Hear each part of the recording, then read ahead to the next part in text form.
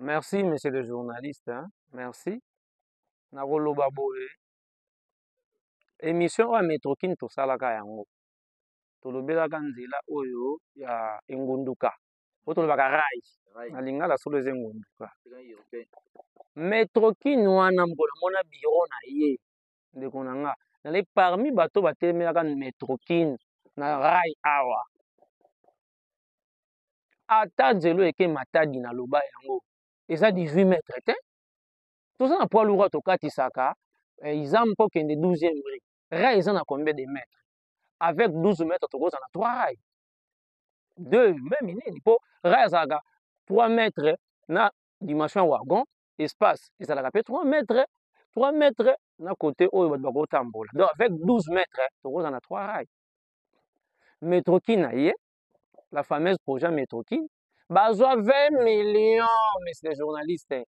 Mais on a travaillé, on a eu DG Yves ye wana bango wana Yves Kipuya bango wana bato oyo na ba conseiller ya président nde bazwa mbongo wana baye bazwi baengage bato te buya te Yves Kipuya bango wana kaka bakombo wana yebi te na maîtrise ye te amona na pesu te engage bato te azwa to ba journaliste tina bilanga awa azwa bato ba mesurer rai yaya na 21e siècle oyo ba mesurer rai lisusu na maître tyran Metrokin ekei lelo tomoni on a travaillé moko osala musala train mpe komo longwa izam aye peti akatisi ma njila telemi quelque part ezwe ko évoluer tolandeli Metrokin a mesura apesa bato ba avertissement tokobuka tokopesa bino mbongo apesa eloko te aya pete lo on a travaillé musala na ye bango bakomoya na ba jeep batambola sambla 20 millions oyo natindaka yo quelque part monsieur journaliste ke na agence oyo ya banque oyo ntanga kombo mais c'est na bango te na banque wa gare centrale kota na réception wana place bayambaka biso sala lokolo okende na installation sanitaire na ba toilette na bango okomona na mur ekozala 3 mètres ou 2 mètres sur 2 plan nyonso ya rai oyo banda baflamand batika on atraza nango wana oyo ekei soki oyo ekei matadi oyo ye masina oyo mpe ekotaka na basociété na balimete awa ezali so bango bazwa 20 millions ya etike balie baescroquer na l'état de 2 tokondana ye gouverneur Ngobila mais Jean-Denis Ngobila quand même asalaki baavancé na ye etant que mutu po ville ya Kinshasa eza na misala ebele ya kosala mais kasi oyo bayeli biso oyo Daniel Bumba loso Bumba evimbaka kaka evimba nango kaka po gouverneur bainvestir yo ça fait 6 mois passé politique ni ya gestion ville ya Kinshasa oza nango mai ezotonda bato bazozinda mais yo bandika ba voyage biro na hôtel de ville osundoli okoma ofutela immeuble mosusu leta ofutela na wileri mpo na yo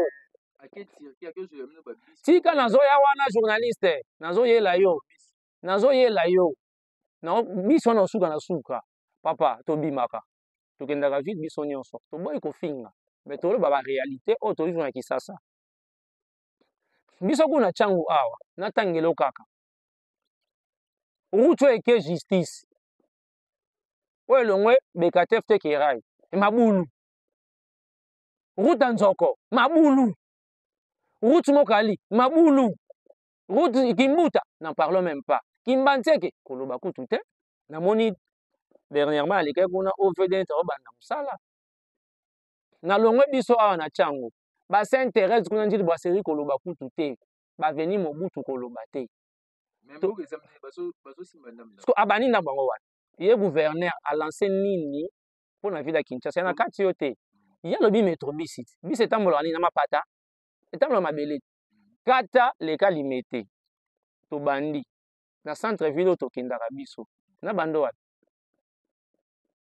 flambeau libulu poids lourd wana kota basosi nini antriac wana banoka fex wana ntina sapon mabulu itaga mabulu croix rouge libulu kabamba koloba te kabinda ekufa wangata n'en parlons même pas de ça nzela nini no na Kisasa ya kobonga politiki nini ya ye nango mpona gestion ya ville ya Kinshasa ya banzela ngobila atiki bilembo na ye ainisie kikwiti esili elenge eza yango wana ekoki tolongameke monga fula na mwa 5 ans oyo ngobila asali. Mais nini mambo ya transport ezali te mambo etali bon normalement mambo etali banzela transport etali ye te mais baotravaille ndenge nini hôtel de ville azotravaille na ministère transport na IPTR infrastructure travaux publics et infrastructure boyeboye batravaille nango banzela mosusu eza l'état otonga. mais moi mboka jape bemba bongo yango wana déjà ya na société ya Air Congo donc c'est que ya bandi non nini aérien apporte qui t'intéresse papa nazo ko interpeller député na biso ya Barumbu mais c'est bois ba miso na bengo honorable tu es un messier non peso honneur honorable on va na Barumbu tala veni kasa citation za nango tala kasa indenge zali mais yo sana permis mais okepe na Turquie na gouverneur pe na bisi métrobus mais centre ville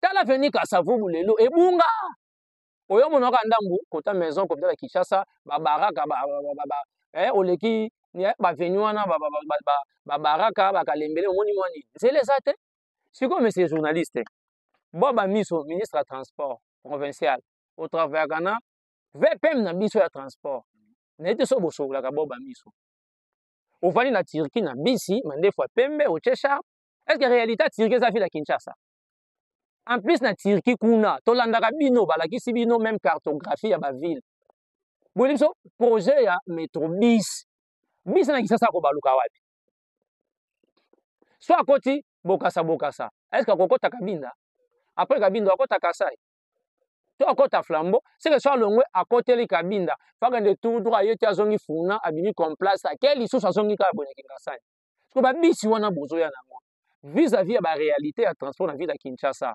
ndeko ezo correspondre te matata mpo namonaki eza pati basoli na kimbuta batiata baesprit de vie esungaka biso transport ezali pourquoi pas bobongisa nano banzela soki esili ekomi malamu apres boye kobakisa babisi mpo embouteillage esila moto akolonga ville yaya kozonga ne itaga aizongi mpe ti ayazi bon marché itaga bebi Flambeau abebi poids lourd abebi siko moto akenzela nini mboka eza monene bakima lembe na nini diriger se prévoir ntango baotya mokonzi oya na politiki ya kogere ya kodirige kosala mosala malamu yaya mboka ya mabe te baanimateur politique nde baza mabe makasi un monsieur comme Daniel Bumbala un monsieur kisasi eza na libabe tofingai kimbuta yo tomoi reconnaître kimbuta tofingi ngobila mais doni ngobila mpe amekaki ngobila asali 5 ans mais kimbuta asala presque 18 ans ou 17 ans baport abandaka na retard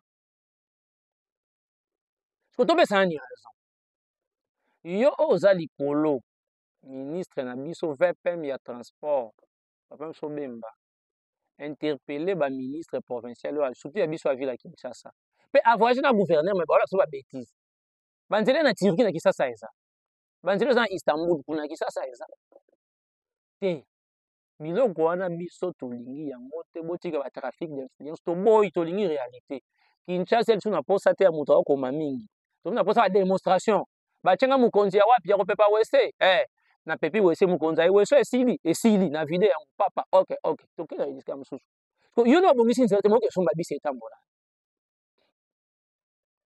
bamituka ngobila tiki oyo adédouaniaki avant mandana esila evandi wana na hôtel de ville esa mosani ya assainissement ville ya Kinshasa mais même si batransport mpe yaki belebele yaki na boisement mais ekotambola wapi mosusu ota kosika na incendie obekeleki na transport incendie esalamaki baperdre soki ba 40 bis oyo ezikaki wana na siforko na dépôt politiki nini oyo besoin nango na ville ya Kinshasa un gouverneur bavote yo na assemblée provinciale mais ozoprésente biso ta signe de vie moko te ata ndenge gouverneur avandaka boya loba eloko mo tozoyoka yo te Daniel Bumba je t'ordonne de démissionner soki oza mutu oyo oa mutu ya mayele kolanda te oyo batiaki nga influence na nga lungwa démissionner tika ville ya Kinshasa en plus monsieur journaliste kanisa émission nasalaka na Fantastique TV tant na lobaka entre casting ya Deo Kasongo na Daniel Mbumba.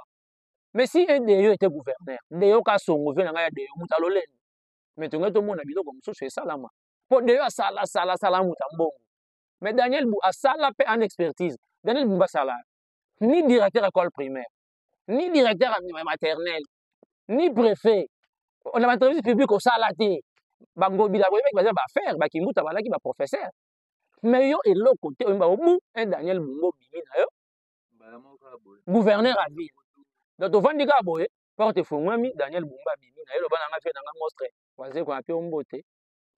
Mais tu n'as comprendre te. Tozo comprendre yo te e bandelo na suka na. Loko bandelo sa mabe ko la suka te. Assemblée provinciale, so boza ba vrai ba eli ya ville à Kinshasa. Bosa la motion.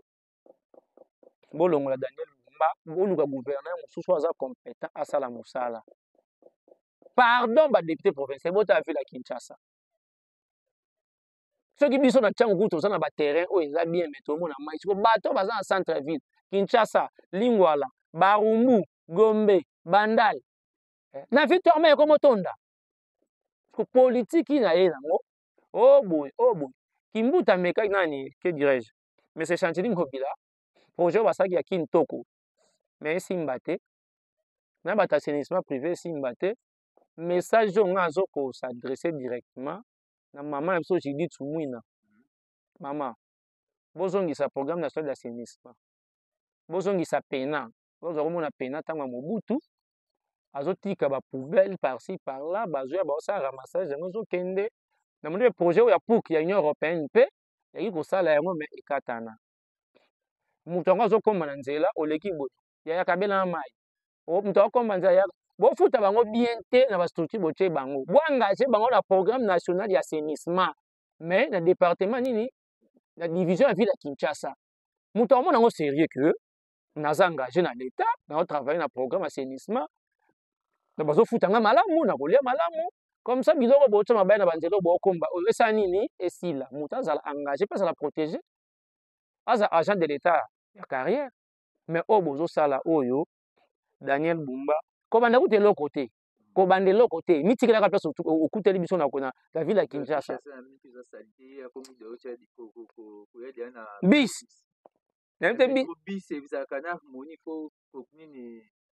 Il faut capitaliser la propre. Mais nzela na nini bis wane kotambola po aza lokola soit exemple bisa soit Transco.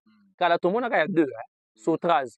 Sotraz alaka nango de Transco lokola basangisi na kakata na tobe ngo molaso. To aba mike. Izo saka balina milai.